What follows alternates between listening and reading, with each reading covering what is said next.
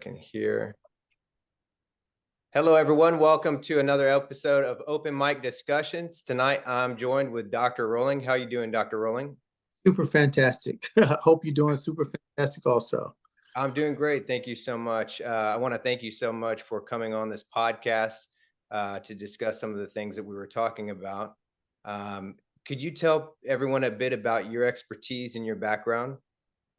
Well, I appreciate that, but it's one of the things that's most difficult is trying to talk about yourself, and I hate to do that, but I think in sometimes the context you have to tell people who you are. People are going to Google you now just because of our society now, and so people can look me up on the internet and different platforms and stuff. But my name is Dr. Lane Rowland. I'm an infectious disease specialist and a trauma surgeon, and I've been doing this stuff for a long, long time. And one of the most important things that I've had the opportunity through my training in the military to be able to have the opportunity to go out in the world and make a difference in infectious diseases and doing surgeries on babies. And I look forward to guiding people, especially through this pandemic and into the post-pandemic time, and giving people proper information about how to guide themselves and understand diseases based off of what real scientists and real infectious disease guys see every day in the field.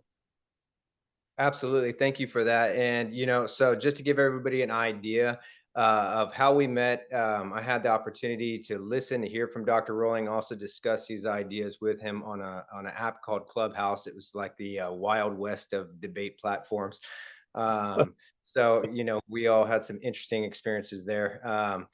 So I kind of want to start off with the first question. It's something that I think we discussed, over the pandemic that I had asked you about. And I want to make sure that I have it correct, and you can, fill everybody in about it as well. Is something I think that you had said as far as you don't mass vaccinate during a pandemic. Is that correct? Yeah, absolutely. I mean, everybody from understanding disease presentation, you cannot do a vaccine program in the middle of a pandemic. Why? Because if your vaccine, and this just goes straight to the science, it's nothing, there's no debate about it. There's two words we talk about all the time: it's vaccine effectiveness and vaccine efficacy. In the reality, when you do a vaccine and you do not have vaccine effectiveness of 100%, guess what you create? You create mutations. And you look at the Russian Sputnik vaccine, you look at the Chinese Sinopharm vaccine, you look at all these different platforms in the world where people are trying to create vaccines. If one vaccine is not given 100% effectiveness, you create mutations. What do I mean by that? This is a simple biology. I give you a vaccine. I kill 50% of the population of the viruses in your body. The other 50% sees that. Guess what they're going to do? Just because genetics, evolution, they are going to try to change. They're going to evolve. They become mutations. And so what happens is that when you have a vaccine that does not have 100% effectiveness, doesn't matter what vaccine is. It could be Johnson & Johnson, it could be Moderna, Pfizer. We know in real time now that on the average, these vaccine effectiveness of these vaccines maybe get 15%, especially to these new variants from the Omicron family, et cetera. They're not going to get 90% or even 100%. So what happens is I give you the vaccine. It goes in your body. It kills 50% of the viruses. Well, you got 50% of the viruses. You just created a mutation. Better yet, you are affected with the COVID virus itself. You're sick. You go down there, you get your local vaccine. They inject you with the vaccine. The virus is already in your body, established infection. Who controls the ground? The virus controls the ground. So the virus is going to see that you create mutations. That is why you never do a vaccine program in the middle of a pandemic, because you create what we call resistance. And this is where we're at in today in the scientific world. And this is proof by science. And this is why it's more important when you're trying to get to that word herd immunity, because everybody talks about herd immunity, trying to get immunity for a whole entire society. By definition, in virology and epidemiology, herd immunity is about 90% of the population has immunity through one or two ways. One, everybody gets infected and you get immunity 90% of the population, which confers immunity to the other 10% that doesn't. Or you vaccinate yourself, the society, and you get 90% vaccine effectiveness, which provides 10% of coverage for everybody else. And over time, people get better or the population continues to work, then these people will naturally get immunity. But at the end of the day, the reality is that you never ever get herd immunity. The only way you ever get herd immunity in any society is through natural immunity. We can look at examples of people living in the jungles of Peru or the jungles of Thailand, or they're infected with dengue fever, which is always consistently in the population. The virus is endemic, which means the virus is there 100% of the time. It's not going anywhere. Guess what? How can you do a vaccine effectiveness program using a vaccine to get herd immunity when the virus is already there? You're never ever going to reach that milestone. And this is the problem that we heard on that basis on understanding what herd immunity, and you never ever do a vaccine in the middle of a pandemic. Thank you for that, doctor. And actually, that kind of leads into the second question that I had brought up to you is, something I was discussing on those platforms. You'll have to forgive me. Let me turn off my ringer here real quick. I've got a family text and they'll blow me up. Don't worry So about it. Hey, having a talk, Matthew and Doc talking on a Sunday night, trying to get information. It's a beautiful platform. There's not that type of stress of being on MSNBC or all these programs. It just, we're just two human beings talking. And I like that. absolutely love it. Okay, so going along with what you were talking about with herd immunity, we were discussing this on the platform as well. Some people may or may not know that during the pandemic, at one point, the World Health Organization changed the definition of herd immunity. And what it had originally stated was exactly what you were talking about, is to where you either get herd immunity through natural infection or through vaccination. But they at one point changed the definition to state that you could only get herd immunity through vaccination, which I found very interesting. What are your thoughts about that? Did you know about the change in the definition? I heard about that, and that's a complete lie. I teach this stuff. I mean, I'm a virologist. I teach this stuff at the Virology Institute in Germany and all over the place. I mean, I'm a professor now teaching diseases. So I haven't changed what I've taught for 30 plus years. And that is an absolute lie, because there's no way you can change a definition. They're changing the definition right in the middle of a pandemic. Come on, where are you coming up with this stuff? It doesn't work that way. And that was a disservice for the community on a whole. This is why the CDC and the World Health Organization have credibility problems, and their platform did not work. That's why millions and millions of people are infected. Millions and millions of people are dying. You're having every 4 minutes somebody's dying from COVID. Well, that's pretty significant for somebody who's put so much effort, like the World Health Organization, in trying to manage something that they cannot manage. And I'm sorry, it's sad, but you can't manage a immunogenic virus like the COVID virus. It's impossible. There is no way in 1,000 years you're ever going to have a vaccine that's going to be able to create herd immunity. It's not going to happen because the virus mutates too much.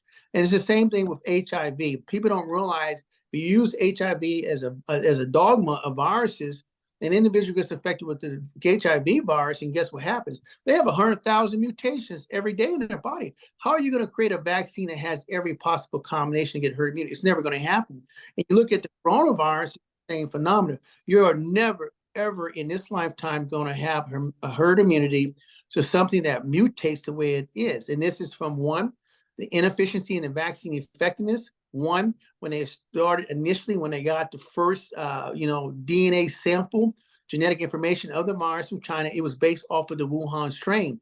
That virus is going from the alpha strain, the beta strain, gamma strain, delta strain, lambda strain, to the Omicron, from one mutation to delta with 13 mutation to now up to 120 plus mutation. It is impossible. It's like throwing a dart at a F1 Formula car driven by Lewis Hamilton. It's never going to happen. Well, that's interesting, because I think I also recall you talking about in that respect as well, that you had the different strains. It was alpha, beta. What was it? Delta. Gamma, delta, mu, kappa. Where you want to go? Omicron. Yes, all those different ones. But I think I recall this correctly as you saying that you can't catch up with the strain or the new variant as far as Yes, vaccine is concerned. exactly. So could you explain that a little bit? Well, I mean, when we look at the initial strain of Wuhan strain out of China, which is the ancestral strain, most people don't realize what these pharmacy companies do.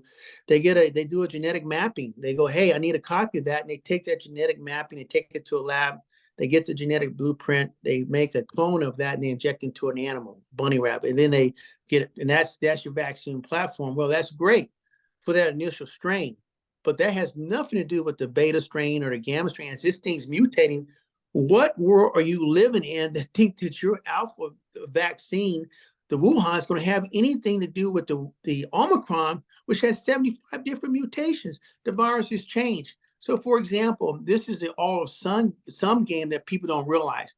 So they took the spike protein from the Wuhan strain. That was their Cadillac. This is the messenger RNA. Perfect, man. It's beautiful technology. I get the messenger RNA, the message, to make the protein spike. I take that and I inject it to an individual. Wow, I got antibodies, and the body makes antibodies, and it binds to that strain of the Omicron, that spike protein. What happens if that spike protein changes with 13 different mutations? It is impossible for the human body to see that. It's a genetic evolution process of the virus. You attack my spike protein, I'm going to change it. You have to change your spike protein and get another vaccine for it. So if this thing is changing from alpha to beta, and you're getting more mutations into the spike protein, it is impossible. When you're getting up to the Omicron family, it has 75 different mutations. Your vaccine would have to have every mutation that that virus has to make antibodies, or what we call neutralizing antibodies. And this is why when you play this game of vaccines, particularly this vaccine, it's a zero-sum game, Matthew. It's ball game over. If your vaccine does not work on the alpha strain, and because you're using the spike protein from the alpha strain, and it mutates to the Omicron, ball game over. It's never going to work. And that's why they're always a changing. And I've told folks 1,000 times, you have to have, every time there's a mutation, you have to have a vaccine for the alpha strain, the beta strain, the gamma strain, the delta strain, Omicron strain, Omicron strain. And that's why they're not talking about bivalent vaccines to be able to cover some of these mutations, but it still doesn't work because 1 in 4 people in the world still dying from COVID. It's a zero-sum game. And that's why this thing was failed from the beginning. And that's why it's going to continue to do what it does. It's just basic genetic mutation. If you understand basic virology, the patho mechanism, how viruses work, evolution, that's why it's always a zero-sum game. Very, very interesting. I think it was difficult for people really to not just get that message across, or like, for example, we were on, the Clubhouse app. And, I was grateful to hear you be able to speak about this, because other people, that weren't on this app weren't getting this message because there was so much censorship taking place. Myself, like, I encountered it. I don't know if you encountered censorship of, I'd post things about natural immunity or herd immunity, and it would be censored very quickly.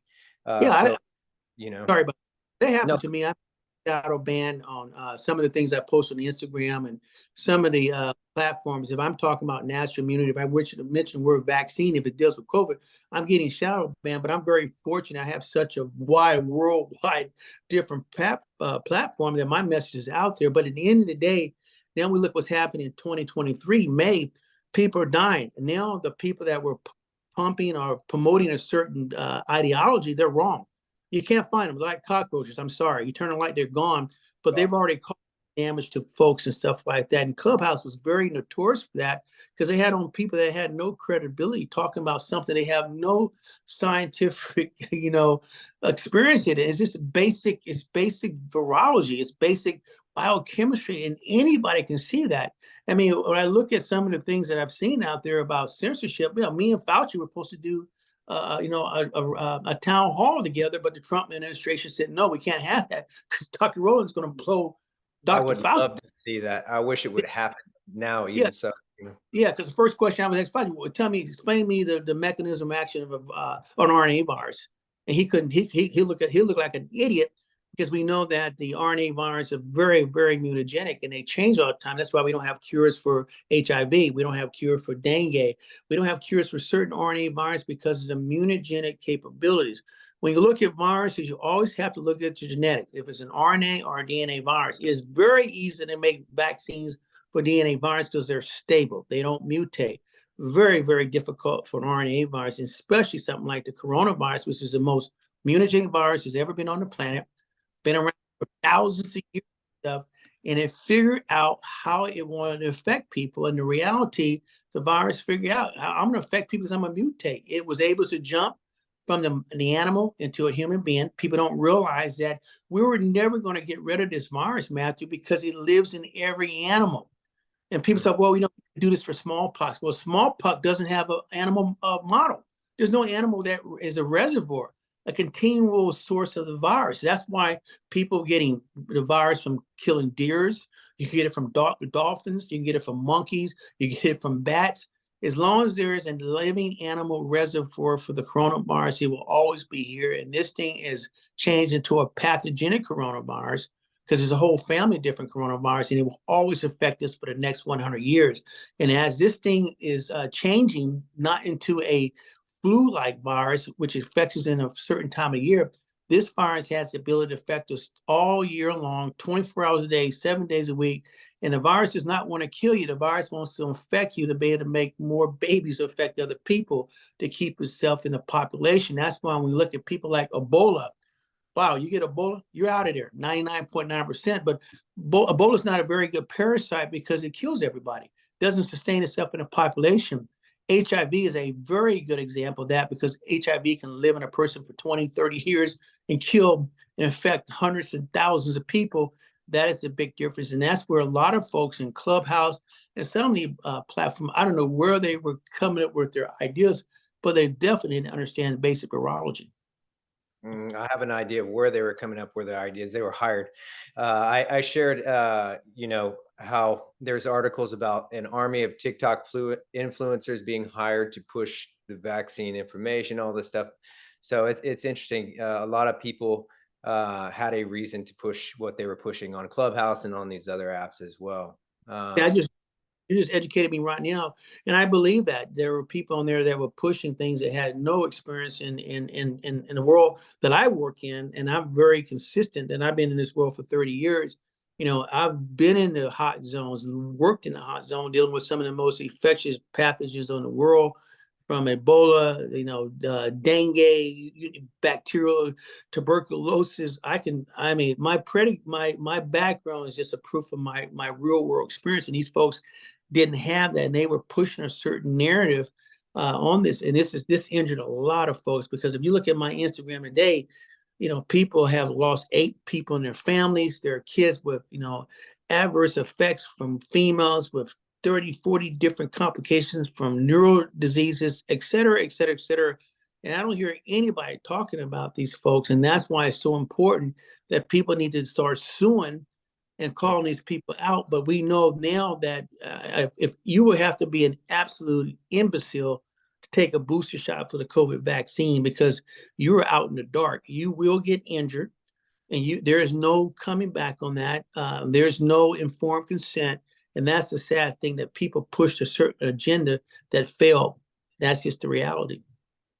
Well, and that's very true. So, I'll try not to share my personal stories too much because over this entire time, I've met lots of people with all kinds of complications after taking the vaccine. It's a long story, but I like to kind of stick to, more of the stats, the data of what you've seen as well. Like, so as far as vaccines, what are you seeing as far as side effects that you've seen? As far as like we hear about blood clots, Bell's palsy, neurological disorders. Also, a big thing that was covered up is women, their menstrual cycles being disturbed as well. Well, that was the reality early in probably some of the biggest complications we were seeing initially in the early days of the pandemic. Once they came out with the vaccine, where there were I'm talking hundreds of thousands of women that had menstrual problems, and especially in Denmark, 10,000 plus. We're having everything from, menarche, where people were getting periods that didn't have periods when they're postmenopausal. You're having 11, 10-year-old girls having full blown menstrual cycles, infertility, tumors, all types of obstetrics, gynecological problems, and that is the reality. And now we're finding out that there were a lot of spontaneous abortions. Up to 80% of women that got the vaccine were having, spontaneous abortions versus having a regular abortion pill. High rates of that, and that stuff was all put under the radar for whatever the political agenda was, and it affected a lot of people. But some of the adverse effects that I've seen personally and helped treat in ICUs around the world is that we've seen everything from clots to strokes to kidney failure, reactivation of cancer, Bell's palsy of the face, to reactivations of shingles and stuff. Menarchal problems with females, menstruation problems, pregnancy problems, a decrease in sperm count in men, infertility in men. We looked at also cardiac events from myocarditis in individuals from 18 to 30 plus years of age. In some countries, the vaccine is banned for young people. That is a reality. And now what we're starting to see is the myocarditis that we are seeing in young folks that are having heart attacks and dying. This is not a figure of your imagination. If you're so worried about how great your vaccine is, you need to be fair and transparent on all aspects of it. You can't hide the data, and that's what they're doing. But what they did in reality is that the truth is going to come out. It's coming out now. You're reading about these adverse effects from reactivation of skin cancers, people losing 8 members in their families from the vaccine. There is nothing good about the COVID vaccine. There will never, ever be anything good about the COVID vaccine. We don't get the polio vaccine, and all of a sudden we're having menstrual problems. We don't get the polio vaccine, and all of a sudden, man, you know what? I got a clot that causes a stroke. I lose my eyesight, or I have brain fog. I don't get the vaccine and end up having what we call antibody independent enhancement, which is the vaccine creates autoantibodies that attack your body. So we have people that have autoimmune disease, and I said that early in my career. You want to compare the COVID vaccine, look at what happened in the Philippines with dengue. When they introduced the dengue vaccine in a population that is endemic with the dengue, you create children dying. And that is a reality, because you never, ever do an RNA vaccine in the middle of a pandemic, period. Thank you so much, Dr. Rowling. Just to go for everybody listening and watching this as well, just to go along with what Dr. Rowling is saying, I speak to people from all across the globe in many different countries, and this entire time I've been trying to share this information of people telling me all the side effects they're having. It's heartbreaking. But along the way, this entire time, I've been censored just like many people, tons of people trying to get this information out there. So I'm grateful to hear it from you, Dr. Rowling, and to go into more detail about this. Before we kind of close up, is there anything else that you'd like to, express to people about what you've seen on your end that, maybe people don't know about? Well, I think the reality is, Matt, people need to listen to folks like you, and you need to try to continue to do your platform, because at the end of the day, the information is going to come out. And the reality is that we're right, they're wrong, and that's the sad thing. You never pick sides. You try to stay in the middle, because science and medicine is always an evolving event. There's no way in the hell you're going to create a vaccine in less than a year time. Then all of a sudden you're going to go ahead and vaccinate people. When you look at the actual Pfizer paper, it's their own words. The vaccine only the antibodies that they make only last for 81 days. You're going to have to get a booster shot in the real world. That is how it is. You don't have the neutralizing antibodies to continue to have infection. So that's the first mistake. And then if you're going to do a vaccine, you have to do a vaccine on the kid that has autism, the kid that has multiple sclerosis, the person that has diabetes, and they were very limited in their vaccine study in Germany. Germany was just nothing but white folks getting the vaccine in a controlled environment, and everybody's healthy. What does somebody having organ transplant or autoimmune disease or cancer do with the vaccine? Well, only you're going to find it, you have to inject them. and they didn't do that. So it doesn't have the pedigree of 10 years of research that says, well, you know what? We know that 6% of the people that have Down syndrome are going to have this reaction. So they pushed a vaccine that has killed people, murdered people, in reality, caused damage, and they're running from it. And that, if I had a take home message, is next time for folks, don't drink the Kool-Aid, because the Kool-Aid did not have any sugar. And the reality is that we have a long ways to go. You're going to continue to get COVID, infection. In fact, you really want to see how great it is. The CDC just had a conference a week ago, and 181 people, their CDC conference, got infected with the COVID virus. Well, I guess they don't know biosafety. I guarantee you everybody was vaccinated in there. And reality is that they don't have the pedigree. And so people next time around, go with the scientists and follow people that really know what they're talking about.